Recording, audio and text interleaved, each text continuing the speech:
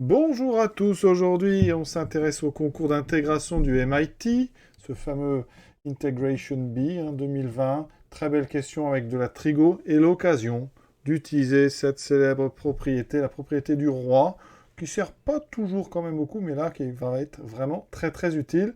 Cette propriété elle dit la chose suivante, eh bien l'intégrale de AB de f de t dt, c'est l'intégrale de AB de f de a plus b moins t dt. C'est juste un petit champ de variable en fait, hein. D'accord? Mais vous allez voir qu'ici, il va s'avérer très très utile.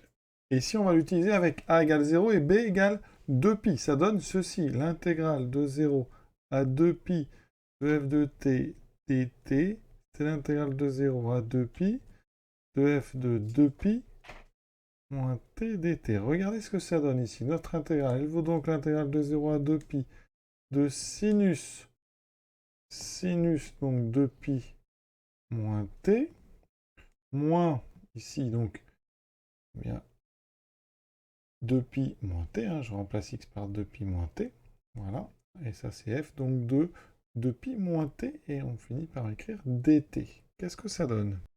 Eh bien, on est parti donc de notre intégrale i, ici j'ai l'intégrale de 0 à 2pi de sinus, alors sinus 2pi moins t, sinus c'est 2pi période x, donc ça, vous voyez, ça fait sinus moins t, moins 2pi plus t, dt. Alors ici, on a un moins 2pi dans un autre sinus, donc ce 2pi, on peut l'enlever aussi. Et là, on a sinus moins t. La fonction sinus est une fonction impaire. Donc là, j'ai sinus de moins sinus t, ici, plus t. Le 2pi a disparu, je vous ai dit, un sinus et 2pi période. Et là, eh bien, on va à l'intérieur factoriser par moins. Et on va sortir le moins du sinus, parce que sinus, je le répète, est impair. Et ça va donner quoi? I égale donc intégrale de 0 à 2pi de donc moins sinus de sinus t moins 1. Oui, j'ai factorisé l'intérieur par moins 1. Le moins est sorti par imparité et j'obtiens ceci. Le moins ici va sortir, donc je vais le mettre devant. Et vous reconnaissez ici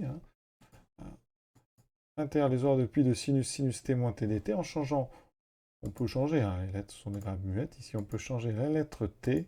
On peut remettre à la place un x, ça va donner ceci. Donc sinus x moins x dx, vous reconnaissez exactement hein, ici l'intégrale de départ. Donc i est égal à moins i. Et donc, en mettant tout à gauche, 2i égale 0. Et donc i est égal à 0. Voilà une façon très jolie hein, eh bien, de démontrer que cette intégrale est nulle en utilisant la propriété du roi. Voilà. Je vous souhaite une bonne fin de journée à tous et à très bientôt.